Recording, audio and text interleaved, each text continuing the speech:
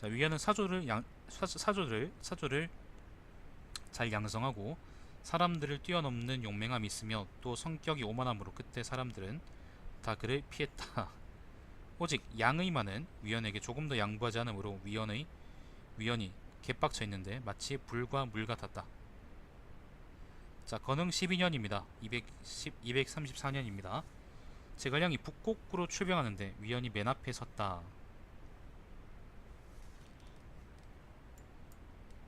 북곡구라는 게 아마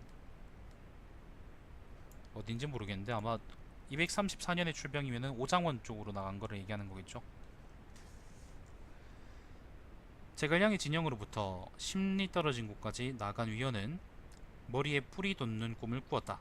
꿈을 좋아하는 조직에게 묻자 조직은 위원을 속여 말했다. 길이는 뿔이 있지만 쓰지 않습니다. 이것은 싸우지 않고 적군이 자멸하려는 징조입니다. 조직은 물러나와 다른 사람에게 말했다. 각이라는 글자는 그러니까 불각자예요. 불각자는 칼 아래에 쓰였습니다. 칼도자 밑에 있는 글자라는 거예요. 머리 위에 칼을 쓰고 있으니까 매우 불길한 꿈입니다. 자, 가을에 제갈량이 질병이 심해져 위험한 지경에 이르자 비밀리에 장사, 양의, 사마, 비의, 호군, 강요 등에게 자신이 죽은 뒤에 군사를 철수시키는 일에 관한 지침을 주었다. 위원에게는 적이 오는 것을 막게 하고 강요에게는 그를 앞에 서게 했다. 만일 위원이 명령을 듣지 않을 경우에는 군대를 그대로 출발시키도록 했다. 제갈량이 세상을 떠난 뒤 이 사실을 비밀로 하고 상을 발표하지 않았다. 상사, 그러니까 초상을 발표하지 않았다. 양의는 비위에게 명해서 위원이 있는 곳으로 가서 태도를 살피겠다. 위원이 말했다. 승상은 비록 죽었지만 나는 건재합니다. 승상부에서 신임받은 관리들은 시신을 싣고 귀국해서 장례를 치러야 합니다. 나는 직접 병사들 이끌고 적을 공격하겠습니다. 어떻게 한 사람이 죽었다고 해서 천하의를 내팽겨칠 수 있겠습니까? 오늘 발음이 좀 이상하네요.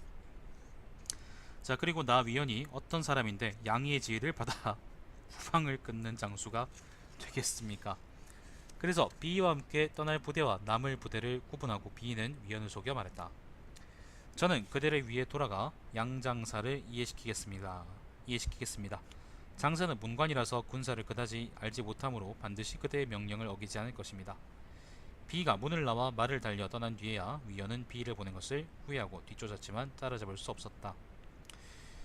위원은 사람을 보내 양이 등을 살피게 하여 제갈량의 지침에 따라 군영들은 순서대로 군대를 끌고 돌아가려 한다는 사실을 알았다.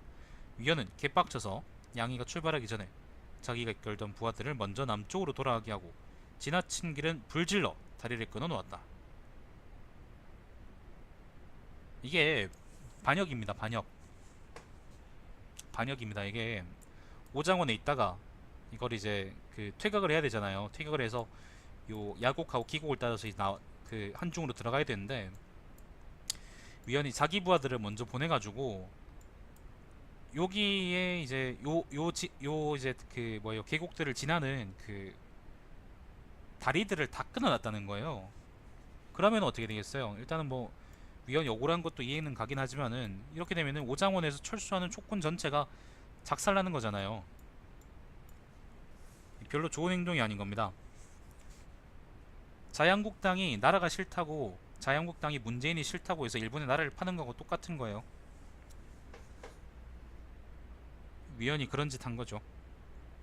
자, 위원과 양이는 각자 서로 반역했다는 내용이 표를 올렸으며 하루 사이에 긴급함을 알리는 문서가 조정에 전해졌다. 유서는 시중 동윤과 유부장사 장관에게 일을 물었다. 장관과 동윤은 모두 양이를 보증하고 위원을 의심했다. 양이 등은 산에 있는 나무를 잘라 길을 열기를 밤낮으로 해서 역시 위원 군대의 뒤를 바짝 이었다. 위원이 먼저 이르러 남곡구를 차지하고 병사들을 보내 양이 등을 역으로 공격했다. 북곡구가 오장원이었으니 남곡구는 아마 여기네요. 기곡으로 들어간 입구입니다. 입구.